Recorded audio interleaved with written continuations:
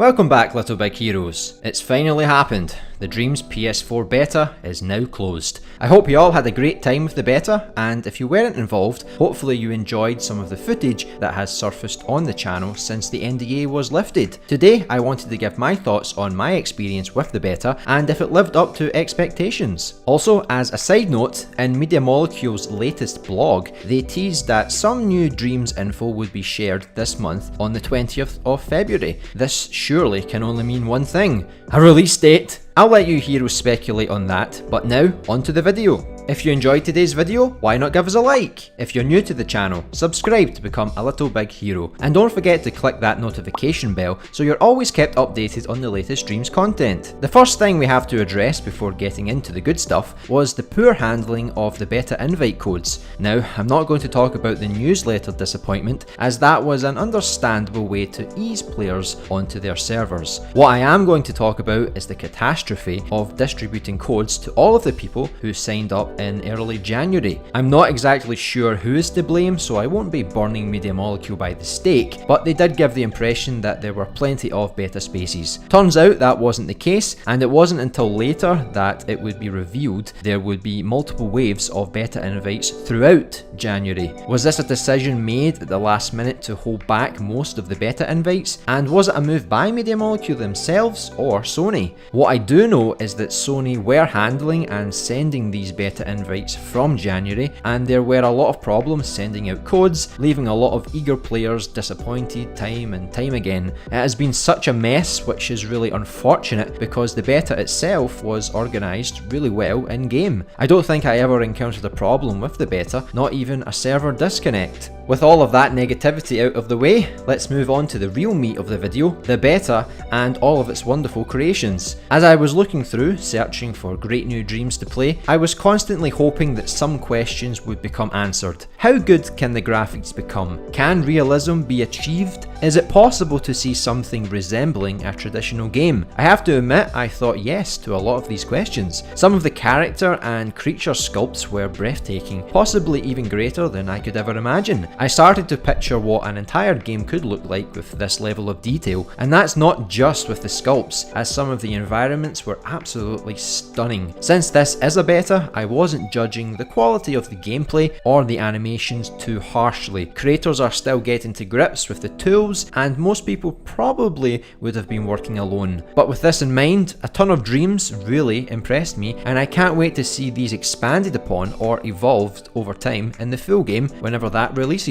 There were so many Dreams, and some consistently amazing ones. The variety was insane. I could jump between a platformer to a racing game to a wacky animation, and there are lots of different styles on display. Some are going for that realistic look, whilst others are going for a cartoonist or dreamlike vibe. Everything feels fresh and new. The weekly challenges were great, as they encouraged creators to make something specific within a short time frame, which can also help creators pick up new skills or give them that spark of imagination they needed to get started on Dreams or after a period of absence. I also loved that you had great control over your search results, with the ability to filter using tags or choosing between the recommended, most liked or brand new Dreams. Some of you might see this as spam, but I loved that people can share creations with you, which then appears in your Dreams notifications in game. The problem with Little Big Planet was getting seen, especially if you're just starting out. We all know how powerful notifications can be, whether it's here on YouTube or anywhere else that's relevant, and if it helps us come across some hidden gems, then I'm all for it. The future potential for games, animations, music, art, etc. in Dreams is overwhelming, and I can't wait to see how all of this unfurls. We've already uploaded some of our favourite beta content, but you can expect to see more examples of excellent work over the weeks to come. It's a very encouraging start to what's shaping up to be the most diverse game ever made. The tutorials are limited in terms of numbers, but they are very thorough, ensuring that everything is explained clearly, in addition to giving you practical exercises. What I found really handy was the fact that we have access to a video player, which you can view whilst completing these practical challenges, even simple features like skipping a few seconds back to repeat any missed information. The full game will clearly have a greater number of tutorials, and it's essential that they do because for the most part I didn't know what I was doing, particularly with the characters, how to sculpt effectively or customize their animations for gameplay purposes. Those things I, as with everyone else, had to practice pretty much through trial and error and using the private beta forums where some very kind molecules were on hand to assist. Dreams is a game which isn't that difficult to grasp to create something, but if you want to produce better results, then the tutorials are the first step to vast improvement, so it's crucial that Media Molecule nail these. I also can't wait to see some additional tutorials from the community, and we'll make sure to add some of our own tutorials to the channel. One of the biggest criticisms to come from the beta, and I share this opinion, is that the forced motion controls are a pain. Sure, they aren't impossible to get your head around, but they are annoying after prolonged use. My imp cursor would always, and I mean always,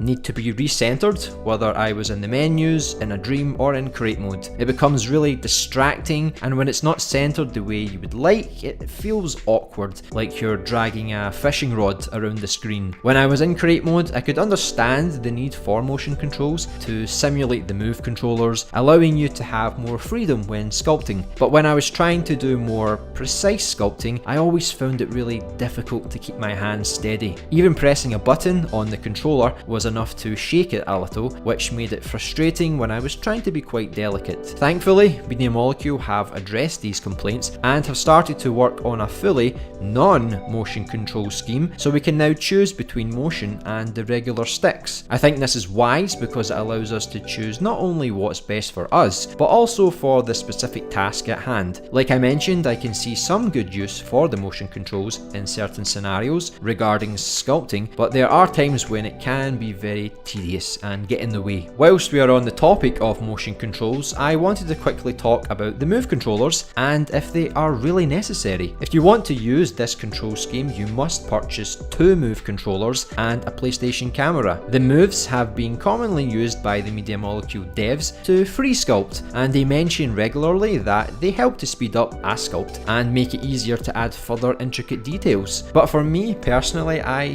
didn't use the moves. I currently only have access to one from the PlayStation 3 days, and even if I did have 2, I probably wouldn't have used them. I feel much more comfortable using a DualShock, and I'm sure a lot of people achieve great results from using this alone. Sure, if you are really into sculpting and take the time to master the moves, it could become your preferred method to sculpt, but don't feel pressured to use them as you really don't need to. Also, the last thing I want to do when I'm relaxing to create is hold my arms up for a lengthy period of time sculpting with the moves. Maybe I should go to the gym and my problems will be solved, but you can understand where I'm coming from. I would have to be in the right mood to use them. Another personal criticism I had with the game was the fact that the default puppets don't come with a ready-to-use mouth. Since I am coming straight from Little Big Planet, it's extremely noticeable as Sackboy naturally has a mouth, and he automatically has a set of lip movements when you add your own voice acting to them. Not only does this save time painstakingly creating our own mouth and lip movements from scratch, but the lip sync alone would have taken forever, adding an extra tedious, time-consuming layer to what is already a lengthy process creating a character from scratch in Dreams. Of course, if you want to create everything from scratch, that should still be a valid option. I love how advanced Dreams can allow you to go, but for the average user or someone who just doesn't have as much time to animate lengthy dialogue scenes, it will cripple them, forcing them to have very low quality mouth/lip syncing or none at all. Dreams is phenomenal, but it cannot forget to keep accessibility as an important factor or people will give up or be greatly discouraged. As a filmmaker from Little Big Planet, it took long enough to make those without having to think about lip syncing every line. It's already giving me a headache just thinking about the future task at hand. Yes, I would love to give this advanced method a go with some of the bigger projects, but sometimes I would like to just quickly put a small project together and not be held back by extra work. From the beta, almost everyone didn't have an animated mouth for their characters, nor did they have realistic lip syncing. Some people were working on concepts, but nothing was implemented into an animated scene or the games on display. What do you think about this issue? Is it something you also think could hinder the accessibility playability of the game? I'd love to know that I'm not the only one with this concern. The biggest problem Dreams has is helping users overcome the many advanced difficulties, but adding an additional puppet with a built-in mouth with a simple yet effective automatic lip sync would certainly go a long way for people who don't want or aren't quite ready to sculpt a more detailed or advanced character. We don't all possess the same skill level off the bat.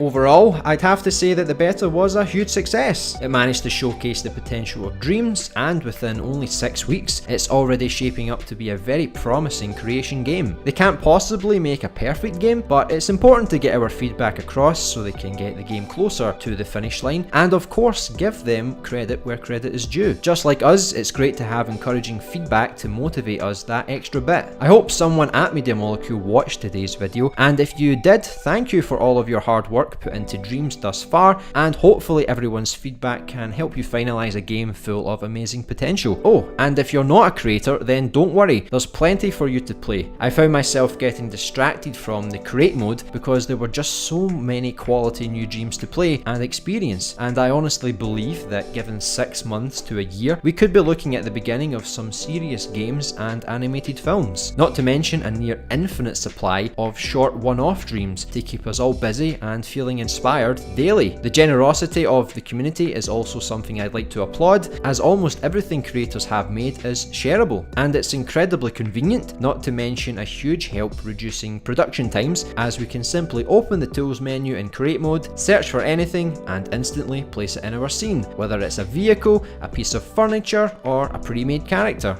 As I mentioned at the beginning of the video, Media Molecule teased an important update on the 20th of February this month, which I fully expect to be a release date announcement, and hopefully it's very close, April at the latest, as I'm sure you are all desperate to get back into Dreams or start for the very first time. We can't wait to get stuck into the full game, and you can expect to see a huge support for the game and all of its creators here on Little Big Animation. So, if you want to get involved, make sure you subscribe and join us on this exciting journey. If you were part of the beta, what did you think? Did Dreams live up to your expectations? What will you do in the full game now that you've had some experience with the beta? And for all of those who were unfortunate not to receive a beta invite, what are your impressions of Dreams from watching various videos from the beta? And despite not having any hands-on experience, is it enough to encourage you to purchase the full game on release? Let us know down in the comments below. Thanks for watching today's Dreams video, and you can expect more beta footage as well as various other Dreams videos all the way until it has released. See you in the next Dreams video.